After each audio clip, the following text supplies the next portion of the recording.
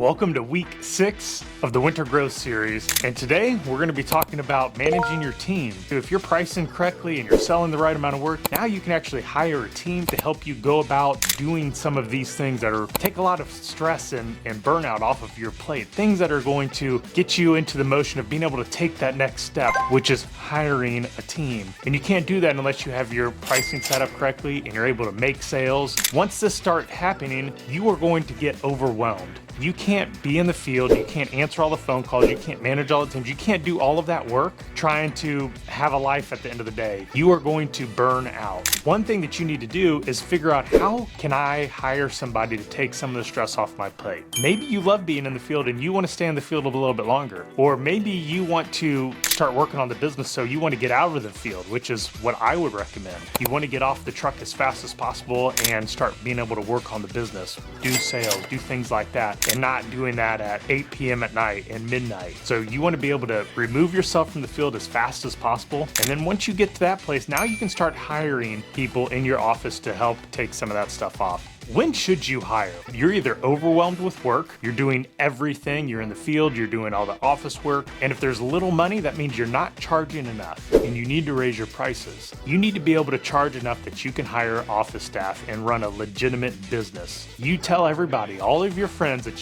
I own this business, but do you really? Or do you just own a job that is destroying your life? If you actually own a business, then you should have enough money to run the business, have employees, pay your taxes, have team members in the office. Eventually you will get to that, but if you are never pricing your business and your services correctly, you will never get to that and you own a job. The other time you're gonna hire is if there's a potential for growth. Hey, maybe this next hire will help me get over to this edge. Maybe I'm not really strong in the office and doing office work and setting up systems and things like that. Maybe I need to go hire somebody that has been there, done that. They have experience. Maybe that's an operations manager that has managed people before. Maybe they know how to set up hiring systems. Maybe they know how to set up systems in the field to make sure all the work is getting done consistently. Maybe you've never worked in an office before and you don't really know what goes on. And you don't know how to set up office systems. Maybe you don't know how to set up from when somebody comes in as a lead, how do they progress through the system to get a quote? What are those systems that you have to have built out? Maybe you don't know that. So maybe you need to go hire somebody in the office who's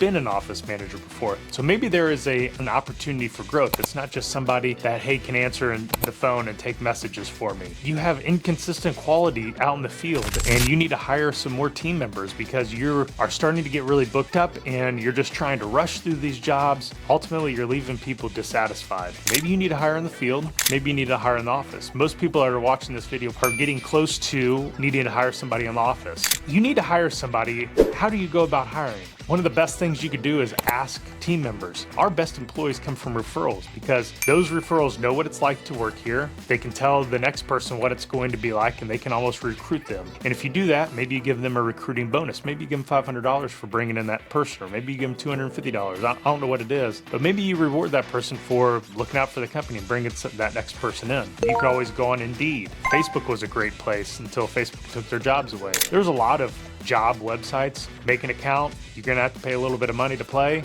and then you can start hiring these people. But then if you're gonna hire somebody, I don't know who that person's going to be for you, and I can't tell you that unless I have a conversation. But let's say you want to hire somebody in the office. You need to have a job description for them. You need to have everything for them to hire. If you don't know how to hire, maybe ask your CPA. Your CPA can help you get set up because there's a lot that goes into hiring. You got to get documents done. You got to file documents with the government. Make sure that that person, when they come in, they know exactly what they need to do. A pro tip for us is when we hire somebody, I have to train that person typically in the office. And what I want them to do, I will do it all via Google Meet and we will record it. All of those things that I am teaching you right now through Google Meet, it's a saved video. So now you know how to do it. And then that new employee creates the standard operating procedure based on that video because I don't want to write standard operating procedures. That's not something that I want to do. That next employee, when you're hiring that person, they write standard operating procedures for their role. So then when you hire that next person already has the playbook on how to do it. Another big thing that we missed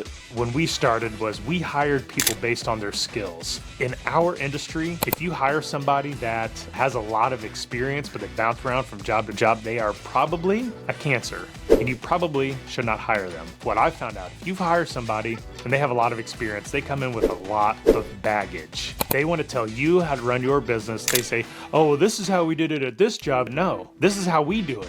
You need to get on board with us. And it's often really hard to retrain old dogs how to do new tricks. So what we have found is our best employees, our absolute best employees, we do not hire typically from our industry. We hire people from outside the industry that have great attitudes, they want to learn, and they want to be outside. If they have those three intangibles, we can teach them everything that they need to do. You also need to do some research and figure out what is competitive pay for that job. You need to pay something as competitive or a little bit better. The way I personally like to do it is I need to find what the baseline is in the industry. Let's say the baseline is $20. I may offer you $18. But then I'm going to give you an incentive, $4 or $5 an hour, where you can make $22, $23 an hour. So you can make more than what the pretty much average, above average pay is in the industry, but it's incentive based. So you're going to get a base, plus you get an incentive. And those incentives are anything that your company might be struggling with. Maybe your guys aren't getting all the jobs done in a day that's on their schedule. Make that incentive something that you are trying to right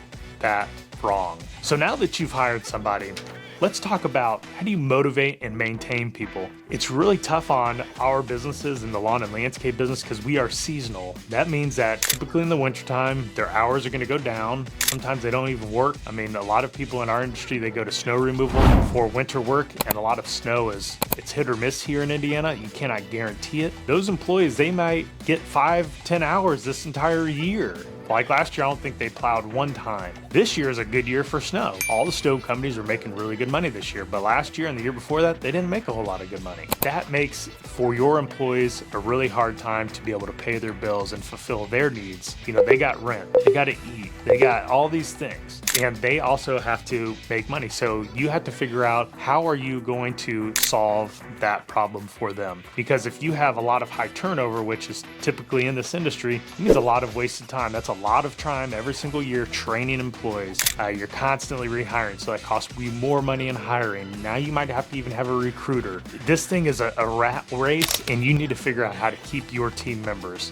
And it comes down to your culture. What is your culture? What is your mission? What is your values? And do they know it? And do they believe it? So when we go to hire people, we want to hire people on attitude, like I said. They like to be outside and they want to learn, but they have to be a culture fit. If they're not a culture fit, they are not going to last with us long term. And it is a waste of our time to spend our time and effort trying to train that person when we know that they're just going to leave in a couple months. I don't want to waste my time. I don't want to waste our resources on that type of an individual. So we want to have very low turnover as much as possible. Another thing that employees, they love is they want to know, are they winning or are they losing? Do they have KPIs? Do they know where they stand every single week? Hey, did I hit my man-hour rate? Hey, did I hit my production rate? Did I hit these things? And if they're not doing a good job, you need to have constructive ways to give them feedback. You need to be able to give them clear and consistent feedback. And now, every now and then, if that doesn't work, maybe now you need to drop the hammer on them every now and then. That happens to everybody. Nobody is perfect, but they need to know what their job is, how to do their job.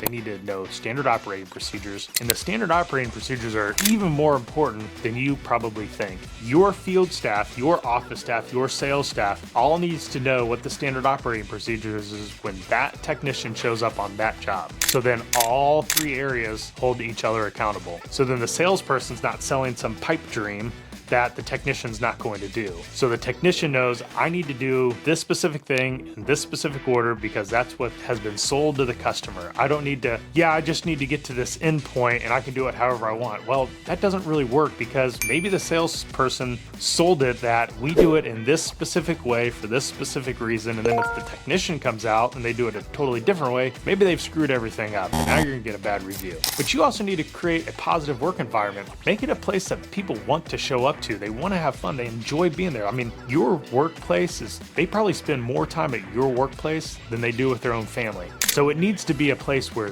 they enjoy themselves, they have fun, it's relaxed, they're not high stressed all the time. Have some cookouts, have some company parties, have a couple days off, go to the lake. I don't know what you're going to do, but do something where they feel that you care more about them than just a number. Because if that's what happens, they're going to leave and they're going to go to the next place. Have retention strategies. How are you going to retain these people from season to season? Maybe you give them an annual bonus if you don't have winter work, and that bonus is paid out in April when they come back. So, hey, you guys earned this much money this last year, and as a bonus, let's say it's $500 or $1,000. This will be paid out out in March when you guys come back. You're here for a couple weeks. After those first 2 weeks of us being back and we're getting in the flow and we start having cash flow going, we'll pay those bonuses out at that point in time. But think about what else can you do? Can you do snow removal? Can you do holiday lights? Can you go through all your equipment and maintenance it? What kind of jobs can you do? But you can't do that. Like, you can't do the maintenance thing unless your pricing is correct and you have prepared for that in your budget. So if you want to do a lot of maintenance work in the wintertime to keep your guys busy, you need to have that budgeted to make sure that you got the money to be able to afford that. And then you have money in the springtime to market, acquire more customers, train new staff. I mean, that stuff costs money. So you need to figure out, is that in my budget? So you've hired these people, you know that you need to do some systems, you need to retain these people, but how about training and onboarding?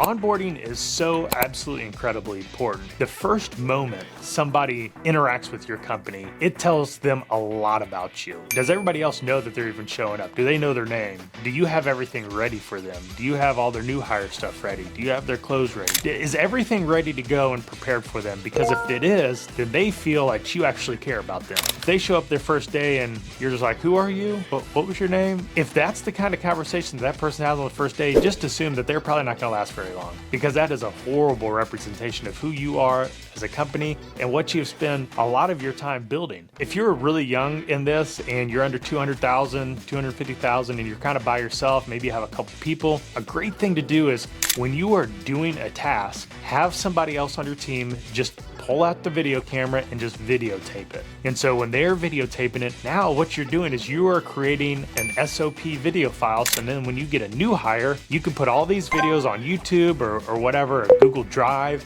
and you can have them go through and watch all these videos the first couple days of their employment. So then when they get on the truck, they actually have an idea of what they're supposed to be doing. Make sure that they have SOPs for how to do this job. You can use ChatGPT and it is crazy awesome. You can literally talk into your phone and ChatGPT about how you do this actual service and then tell it to build an SOP out of that outline, and it will do that. Make a checklist. Here's are the things. When you show up to do this job, you should do this, this, this, this, this, and this. And have that checklist and have it on every single truck so then the guys see it. Make sure that you have a new hire manual, a new hire training manual that has all your company policies. That will protect your butt in case anything bad happens. It also puts everything out on the level playing field. What days do we get off? Do we get any paid vacations? It's all in writing. They have to sign it before they start, and now everybody is on the same page. It's not, hey, we got to the end of the year and do we get a bonus? It's in the handbook. Well, what does the handbook say? If it says it in there, then yeah, you'll get one. If it's not in there, then no. If the handbook is here, it tells you all the legal stuff about the company. Hey, you can't take the trucks home. Hey, you can't take the iPads home, and all this kind of stuff. And then you have memos that go along with the handbook of specific policies, and those can change on a year-to-year basis. When you bring them in, make sure that they are set up for success. They have all that stuff ready for them, and assign them a mentor. Assign them a buddy. Hey, John, this is Jimmy, and he is our new hire. He's going to be with you for a couple days, learning the job, and then he's going to go on to his permanent crew. So maybe you have specific people at your company that are trainers, and so those trainers are able to bring these people under their belt as a mentor and guide them through what they need to know to be successful at your company. So these are just a couple of things to manage your team effectively, how to hire these people, who to look for, how to retain them, and setting them up for success. I know that there's a lot more that we could cover in this specific talk, and if you do, drop a line below. We would love to answer any of your questions that you may have about hiring, retaining, recruiting. I've spoken about some of this stuff on stage at different conferences. Be more than happy to talk with you, and if you have any frustrations, if you're under 500,000, you're trying to figure this stuff out, maybe you're probably closer to $250,000. The only way that you're ever going to get these answers is if you find a mentor and you ask the questions, and that's what this forum is for, to help you have the best 2025 and absolutely crush it. We'll see you next week.